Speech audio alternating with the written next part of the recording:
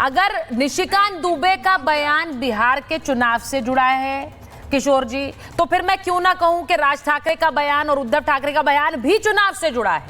मैं ये नहीं कह रही हूं कि निशिकांत जी का बयान चुनाव देखते हुए नहीं होगा, उनका भी चुनाव देखते हुए हो सकता है, आपका भी चुनाव देखते हुए हो सकता है, फिर तो ये दोनों पर लागू होगा।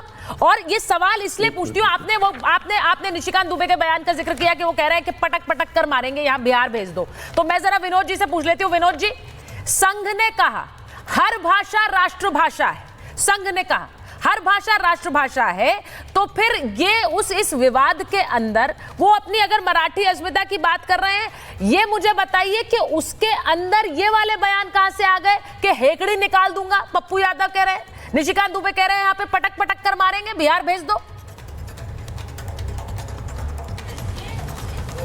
सुचरिता जी देखिए, ये भारत जो है ना सबका देश है और हर भाषा मतपंथ संप्रदाय भाषा विचार और क्षेत्रवाद के से परे है। बेसिकली इसमें कोई वाद को कोई जगह नहीं है। और आप देखिए कि ये जो भाषाओं का विवाद जिस तरह से पॉलिटिकली क्रिएट किया जा रहा है, बेहद दुर्भाग्यपूर्ण, चिंतनीय और सर्वथा निंदनीय है। चाहे वो दक्षिण के कुछ जो नेता हैं वो फैला रहे हों या महाराष्ट्र के लोग मराठी के नाम पर फैला रहे हों। अरे मराठी संस्कृति वो संस्कृति है जिसने वीर शिवाजी को दिया यार। मराठी संस्कृति वो संस्कृति है जिसने के मराठाओं को दिया, जिसने भारत की अस्मिता और उसकी हिंदुत्व की रक्षा के लिए सर्वस्व बलिदान कर दिया। हाँ। मराठी तो वो संस्कृति है जिसमें एक जिहादी को नहीं घुसने दिया भारत के अंदर। आप मुझे बताइए कि आज जो है ना स्थितियां ये हो गई हैं, मराठी के नाम पर, भाषा के नाम पर जिस तरह का विद्वेष फैलाया जा रहा है। अरे भाई, मराठी से किसको घृणा है? मराठी कौन नहीं चाहता? आप महाराष्ट्र की बात छोड़ दीजिए, महाराष्ट्र की बात छोड़ दीजिए सुचरिता जी। मैं मराठी का बड़ा फैन हूँ, ठीक है, मैं सीख नहीं पाया, लेकिन अपने मराठी मित्रों से सीख रहा हूँ अभी भी। लेकिन मैं कहना चाहता हूँ, आखिरकार ये जो विद्वेष है भाषा के नाम पर, ये घृणा ही नहीं फैला रहा, बल्कि आपसी मनमुटाव और जो भेदभाव और अलगाववादी फैला रहा है। हाँ। जिस पर पूर्ण विराम लगना बहुत जरूरी है। देखिए, मैं कहना चाहता हूं कि अगर इनको भाषा से चिंता है, हिंदी भाषी लोगों की पिटाई कर रहे हैं, तो उर्दू भाषी भी लोगों की पिटाई क्यों नहीं करते भाई? मैं कहता हूं करना नहीं चाहिए, लेकिन वहां नहीं जाएंगे क्योंकि इनका वोट बैंक सद रहा है उसमें। आप देखिए, ये दोनों की दोनों हैं तो हिंदुत्व के लीडर, नाम अपना हिंदुत्व के लिए जाने जाते हैं, लेकिन आप मुझे बताइए कि आखिरकार जो है वो मुस्लिम बस्तियों में नहीं जाते, वहां तो कोई मराठी एक शब्द नहीं जानता। आप सोचिए कि जो मस्जिदें मदरसे हैं वहां तो सिर्फ बोलते ही वो हैं, तो आखिरकार उन पर भी तो कुछ करना चाहिए। लेकिन मैं कहता हूं कहीं नहीं करना चाहिए। बात यह है कि भाषा के ऊपर कोई विवाद होना ही नहीं चाहिए। सारे के सारे जो लोग हैं, हाँ। चाहे किसी भी भाषा का हो, किसी भी क्षेत्र, देखिए आज विनोद जी, आज सवाल सबसे बड़ा यही है कि मैं मराठी या मैं भारतीय, मैं गढ़वाली या मैं भारतीय, मैं कन्नडिगा या मैं भारतीय, मैं तमिलियन या मैं भारतीय, मैं गुजराती या मैं भारतीय। ये सवाल मैं इसलिए कह रही हूं क्योंकि भाषाएं जितनी भारत में है उससे ज्यादा किसी देश में है क्या? जितनी भाषाएं भारत में है और ये भाषाएं बोली जाती है, इन पर अगर एक विवाद छिड़ेगा तो वो एक राज्य से दूसरे राज्य फैलेगा। इसे रोकने के लिए मुश्किल आ जाएगी। मैंने शुरुआत में कहा कि इस देश में कम विवाद है कि हम भाषा पर एक विवाद खड़ा करते।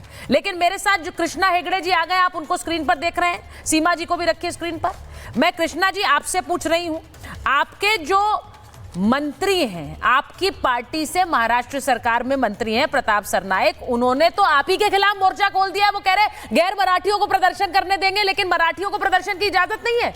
वो तो ऐसा लग रहा है एमएनएस के साथ जाकर खड़े हो गए।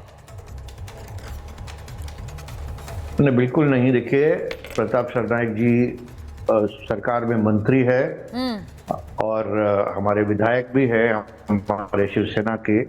और आपको बताना चाहता हूं कि जहां मीरा रोड पर ये प्रदर्शन हुआ, वहां के वो 4 बार के विधायक हैं और इसके लिए एक विधायक का जो कर्तव्य है कि वोटरों के बीच में रहे, उनके एरिया में जब ऐसा कुछ होता है तो वहां पर रहे, और इसके लिए प्रताप सरनाईक जी वहां पर गए थे। और मुझे लगता है कि एक विधायक होने के इससे उन्होंने अपना कर्तव्य पूरा किया है, लेकिन कोई सरकार के खिलाफ नहीं है। और उन्होंने, जो मैं आपको कहना चाहता हूं, देखिए मराठी जो है वो प्राथमिकता है। महाराष्ट्र में जो भी रहते हैं उनको मराठी बोलनी चाहिए, सीखनी चाहिए और आनी चाहिए, इसमें कोई दो मत नहीं है।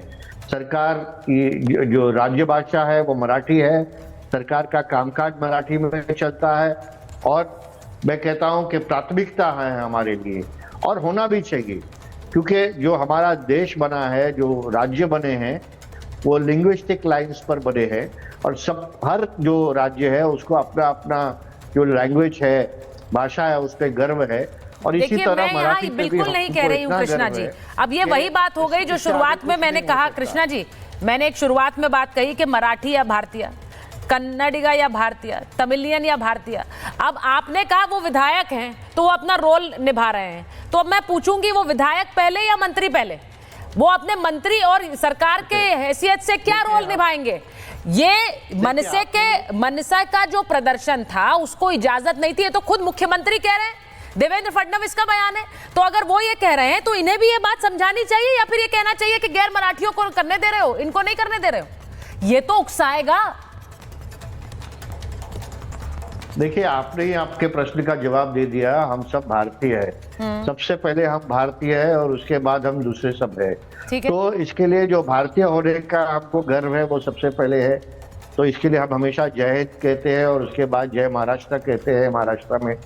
और इसी तरह मैं आपको कहना चाहता हूँ कि जो हमारे मुख्यमंत्री जी है, उन्होंने कहा कि जिसको भी प्रदर्शन करना है ये उनका संवैधानिक अधिकार है, लेकिन अगर पुलिस ने परमिशन नहीं दी और उसके बाद भी प्रदर्शन जारी रहता है तो इसके लिए पुलिस ने जो मनसे के कार्यकर्ताओं और नेताओं को डिटेन किया।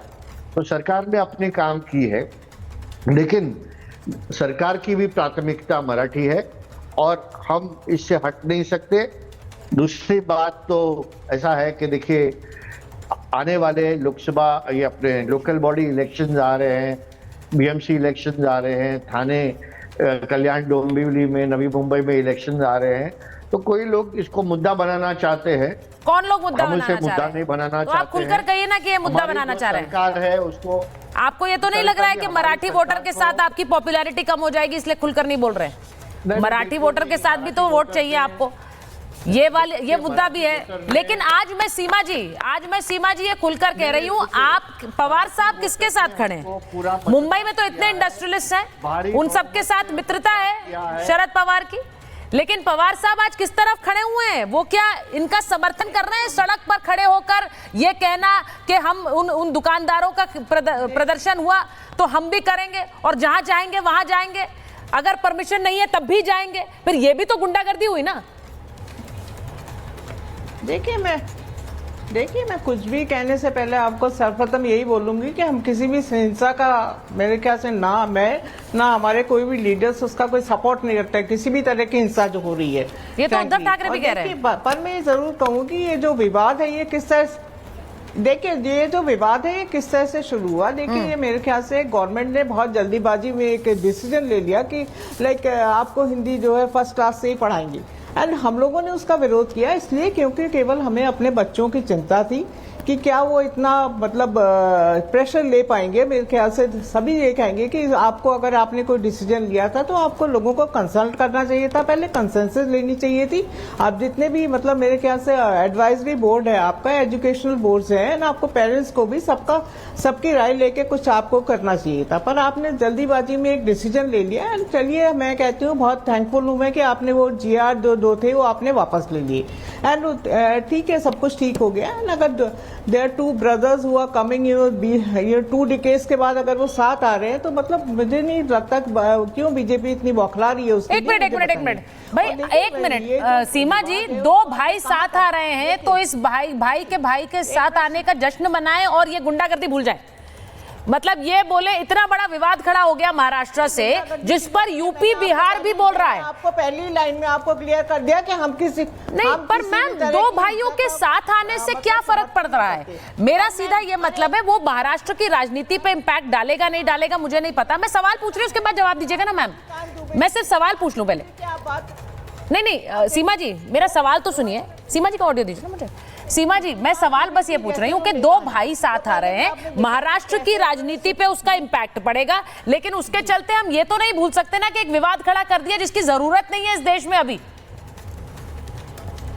देखिए विवाद किसने